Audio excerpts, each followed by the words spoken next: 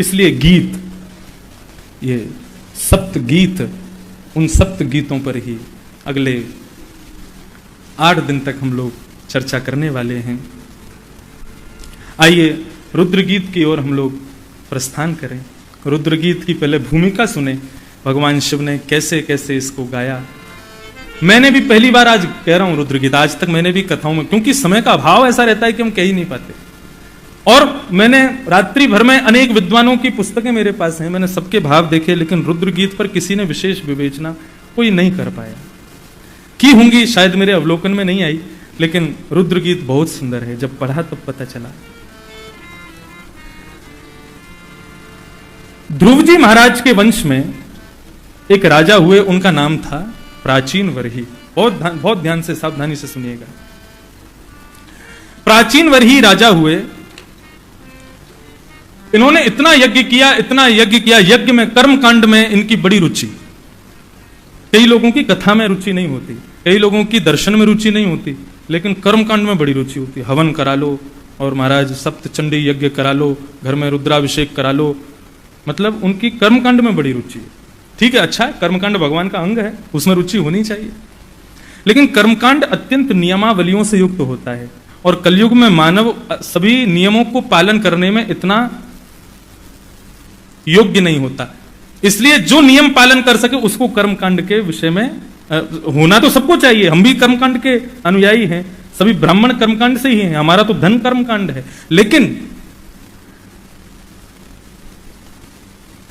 ये भक्ति, ये भगवान की कथा स्वरूप, यहां नियम उतने नहीं होते। यहां तो आप कैसे भी बैठो, खूब खाओ पियो, आनंद से बैठ के बस सुनो। कर्मकांड में आपको क्रिया करनी है, यहां पर आपको बता दिया जाएगा, अब खुद करो, अब खुद समझो। वहां जीवन शैली कैसे बनाए वो सिखाया जाता है यहां पर। तो प्राचीन वरही राजा की कर्मकांड में बड़ी रुचि थी। यज्ञ करते थे, इतने यज्ञ करते थे कि उनके यज्ञ करने की वजह से जो कुशा थी वो पूर्व की ओर झुक गई अधिकतर, इसलिए उनका नाम प्राचीन वरही पड़ गया। यज्ञ तो करते थे, लेकिन कैसे करते थे? यज्ञेषु वितन्वतः, हिंसात्मक यज्ञ करते थे। अपने यज्ञ के माध्यम से देवताओं को प्रसन्न करने के लिए पशु वध कर देते थे, और जो कि उत्तम बात नहीं है।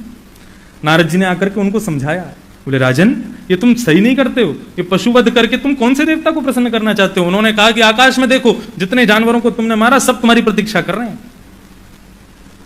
हम जिस किसी को भी कष्ट पहुंचाते हैं, जिस जीव को, वो या तो जीते जी उसी जन्म में हमसे बदला ले लेगा, नहीं तो वो हमारी प्रतीक्षा कर रहा है, आओ तुम्हारा भोग हम लगाएंगे, तुमने हमारा लगाया। प्राचीन वरही राजा को नारद जी ने समझाया, वो नहीं माने। यज्ञ करने के लिए साफ सुथरे बन के नहा धो करके जाते थे, लौट करके आते खून में लथपथ। प्राचीन वरही राजा के यहां 10 पुत्रों ने जन्म लिया। इनके 10 पुत्र हुए। तुल्य नाम व्रतः सर्वे धर्मस्नाता दशा भवन। 10 पुत्र हुए, लेकिन विडंबना यह कि 10 पुत्रों का एक ही नाम, प्रचेता। वो सब साथ ही चलते थे, तो उनको प्रचेता गण कहा जाता था। बहुत अच्छी कथा है और बिल्कुल नवीन कथा है, इसलिए बहुत सावधानी से सुनिएगा। मालकोश प्रचेतागण।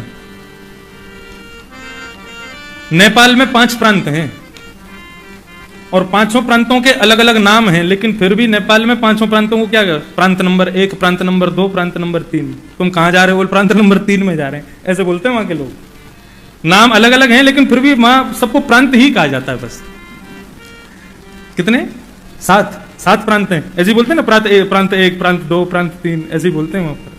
पोखरा प्रांत और वो ऐसे नाम तो हैं, लेकिन सहज भाव से ऐसे कहते हैं प्रांत 2 में जा रहे हैं, प्रांत 3 में जा रहे हैं। तो ऐसे प्रचेतागण थे। 10 भाई थे, लेकिन उनके सबके नाम एक जैसे, एक ही नाम था। और ऐसा हुआ क्यों? जब 10 का जन्म हुआ तो बड़े पुत्र का नाम जब प्रचेता रखा गया, तो छोटे भाइयों में इतना प्रेम था आपस में एक दूसरे से कि बाकी सब रोने लगे। बोले क्या? बोले हमारा नाम बदलो मत, जो बड़े भैया का नाम वही हमारा नाम, प्रचेता। सबका नाम प्रचेता। अरे प्रभु जी कहां तक कहें, आप आश्चर्य करेंगे। प्रचेता गणों को भगवान श्रीमन नारायण ने दर्शन दिया, और दर्शन देने के बाद क्या वरदान दिया? प्रचेताओं ने मांगा नहीं, भगवान ने दिया। भगवान ने इन 10 प्रचेताओं को वरदान दिया कि तुम 10 में जो प्रेम है ना आपस में, मैं उससे बहुत प्रसन्न हूं। भाइयों में प्रेम नहीं दिखाई देता, लेकिन तुम 10 आपस में एक दूसरे से जो प्रेम करते हो उससे मैं बहुत प्रसन्न हूं। और मैं वरदान देता हूं कि आने वाले समय में एक घर में अधिक भाई रहते हैं, यदि उनमें क्लेश होता हो और यदि वो क्लेश को शांत करना चाहते हैं, तो यदि तुम्हारा स्मरण कर लेंगे तो उनके क्लेश नष्ट हो जाएंगे। ऐसा 10 प्रचेताओं को भगवान नारायण ने वरदान प्रदान किया। तो ये प्रचेतागण, भ्रातृ प्रेम बहुत आवश्यक है। रावण मरकर के धरती पर गिर गया, प्रभु श्री राम खड़े हुए उसके सामने जाकर के, तो रावण हाथ जोड़ करके कहता है, मैं हर चीज में आपसे आगे हूं, बल में आपसे आगे, बहुत बलवान हूं मैं, साम्राज्य में आपसे आगे। आप अयोध्या नगरी के राजा होंगे, मैं स्वर्ण की नगरी लंका का राजा हूं। आप क्षत्रिय कुल हैं, क्षत्रिय कुल भूषण हैं, मैं ब्राह्मण कुल भूषण हूं, मैं ब्राह्मण हूं। आप दशरथ नंदन हैं, मेरे दादाजी पुलस्त ऋषि हैं। मेरे यहां पर 33 करोड़ देवता सेवा करते हैं, हर चीज में आगे। आपका एक मुख है, मेरे 10 मुख हैं। अब इसका भाव ये मत ले लेना, बताओ इंद्रेश जी रावण को राम जी से श्रेष्ठ बता रहे थे।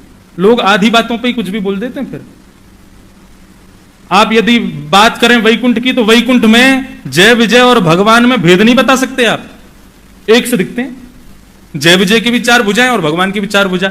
भगवान का केवल और केवल उनका जो पता कैसे चले कि भगवान है, तो कौस्तुभ मणि, यहां पर भृगु ऋषि के पाद चिन्ह और कस्तूरी की महक, ये 3 चीजों से आप बता सकते हैं कि ये भगवान है, बाकी सब उनके अनुचर हैं। रावण कहता मैं हर चीज में आपसे आगे, लेकिन फिर भी आज मेरी पराजय क्यों हुई? क्यों? क्योंकि मैंने अपने छोटे भाई को घर से निकाल दिया, उससे प्रेम नहीं किया। और आपकी विजय क्यों हुई? क्योंकि आपके तीनों भाई आपको भगवत स्वरूप मान के आपका भजन करते हैं। भरत, लक्ष्मण, शत्रुघ्न, एक भाई तो यहां सेवा में रहता है और 2 भाई 14 वर्षों से अयोध्या में आपकी तपस्या सेवा कर रहे हैं। भ्रातृ प्रेम का बल आज आपके बानर बल से आप नहीं जीते, आप अपने बल से नहीं जीते, आप केवल अपने भ्रातृ प्रेम की वजह से आज जीत गए हो। और मैं भ्रातृ द्वेष की वजह से आज हार गया। ये बात कहकर के रावण परधाम चला गया। तो भ्रातृ प्रेम बहुत जरूरी है, भाइयों में प्रेम होना चाहिए।